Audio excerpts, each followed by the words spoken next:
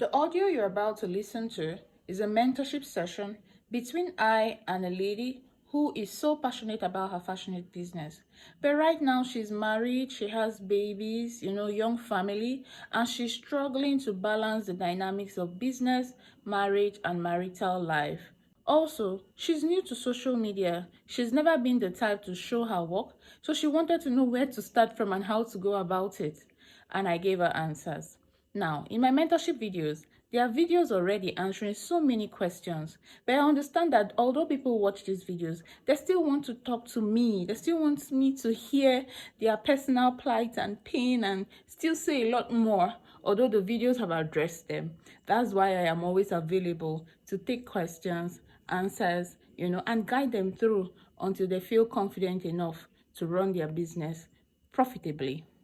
I've listened to all your voice notes, and from your tone, I can feel the burden. I can feel the confusion and the anxiety. And let me tell you, all these things you've experienced, I have experienced them. Okay, that's why I'm here to help you, guide you, and then you sit down, ponder on the things I have to say, and then you see how you can apply it. And also pray. I don't know if you're a Christian. Pray that the Holy Spirit directs you and teach you all things and expose things to you. See how I got to this point where it looks like I know so much in fashion business is because one night I woke up and I relied on the Spirit of God. Like I listened to a sermon somewhere, and I got to realize that the Spirit of God was actually sent down after Jesus left to teach us all things. He would expose to you secrets of the fashion industry. And that night, I just told the Holy Spirit, come and teach me, show me, tell me how people are succeeding in this business. Tell me what to do. I didn't go to fashion school. I didn't go to business school. I'm relying solely on your guidance to expose me to these things. I'm not saying I didn't take courses or paid classes. There's the Spirit of God that will lead you and direct you to the paid courses and the paid classes. I believe He's highly involved in two of us connecting. He's highly involved in this conversation we're having now. I don't want my voice notes to be long, so permit me to break the voice notes as we go along.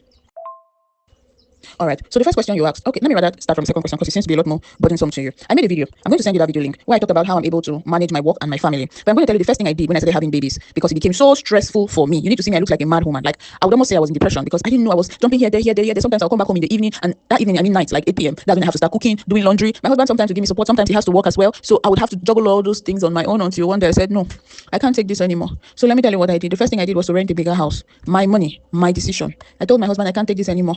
I'm going to rent a bigger house. Whatever he was paying us rent, I'm going to add the difference so that we can get a big house. And then the plan was I was going to work from home. That's why I went for a big house. So I'm going to work from home. I would use the downstairs to do my work and then use the upstairs as a living area or family area. That's what I did, right? So number one, if I didn't have money, if I didn't already have the business running, I wouldn't have been able to make that decision because it means I would spend more money to rent a bigger house, right? Because I already had clients, I was working, like I was sewing, so I could save money from there, add the difference to what my husband had, rent a house, and move from the smaller house to a duplex so I can walk downstairs, right? Number two, I was already aware of my worth, right? I was already aware of the fact that people will locate me, my customers will locate me and find me anywhere I go to because I'm good at what I do.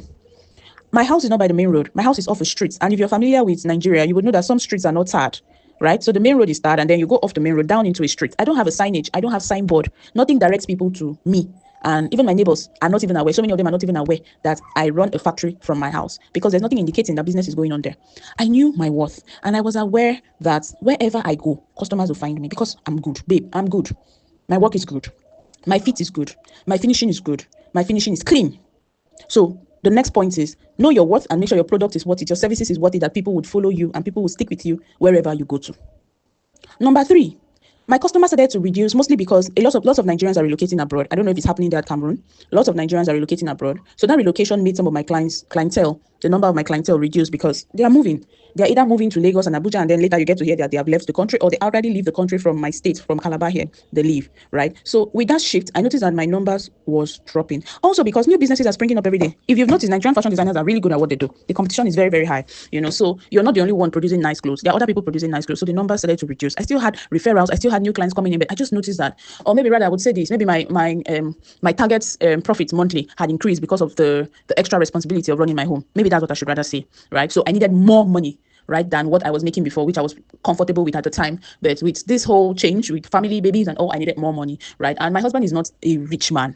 I take responsibility for my home and everything, because I don't want to be unhappy and I don't want to be too dependent, right? We don't enter marriage counseling now. I hope you speak pidgin. I don't want to be too dependent on him so that it doesn't lead to quarrels and all that. So that's what pushed me and led me to go into digital marketing, right? Using social media to find customers. Okay. Now, let me send this and continue another voice note. So before now, I would just post content on Instagram as if Instagram was my catalog, right? And those contents were pictures of my clients. So it means that there were times where I would make a beautiful garment and the client is not a picture taking type. So it means I would never have content or pictures to show for that work, right? I was so satisfied or contented with I was so comfortable with getting new clients via referral that I wasn't really paying attention to digital marketing or using social media to grow my business and find more customers, right? So I wasn't creating my own content. I wasn't worried about making videos or pictures of my work. I was always so lazy about it, right? And then rather, I'll be having the expectation from my clients that when she wears the clothes, she should take pictures with it and tag me, right? She should mention me so people know I'm the one who made that clothes. My clients didn't owe me that.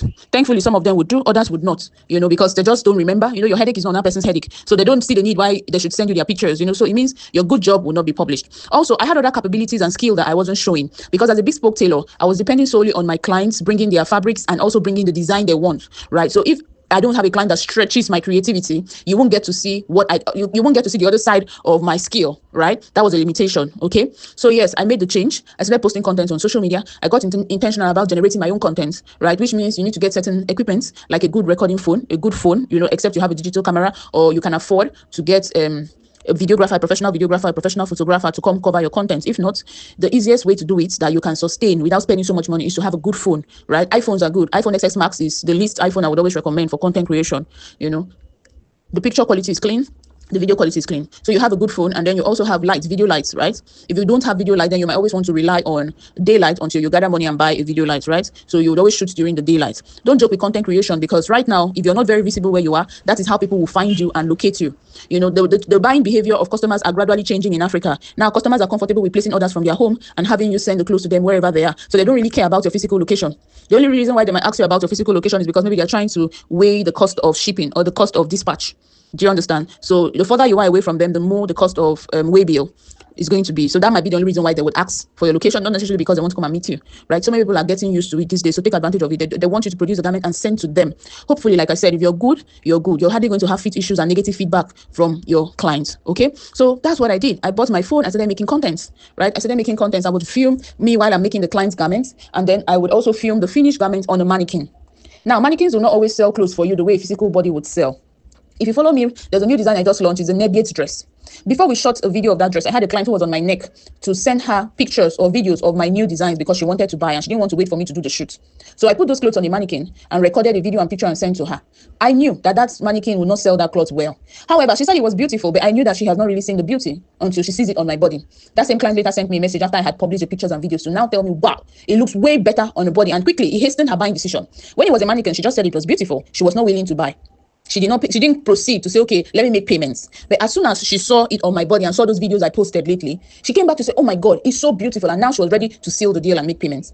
So if you can, please have a live body, put on these clothes. If you're a bespoke tailor, I understand you cannot wear your clients' clothes, right? Put it on a mannequin. At least that will let people know that you respect your clients and you can't play or wear your clients' clothes now. But however, in some way you have used the mannequin to show your work, right? I would always advise also show your face. If you are shy, you might, take it step by step. But the truth is that business owners, or when a business has a face, it must not necessarily be the face of the business owner. If you have a committed staff, which from your voice note, it shows that you do not have staff yet, when a business has a face, people trust you easily, especially since you want to start to sell on social media. You want to depend on digital marketing to make more sales, right? People start to trust you more. People start to associate that face with your brand. They start to feel like they know you, just like we know the celebrities that we've been seeing on TV. We don't quite know them. But because we've been seeing their faces on TV, on billboards, we start to think we know them. Once in a while, we hear gossips about them, so you start to resonate with them and love them so much that some people can sell their mothers just to save their favorite influencers or celebs, right?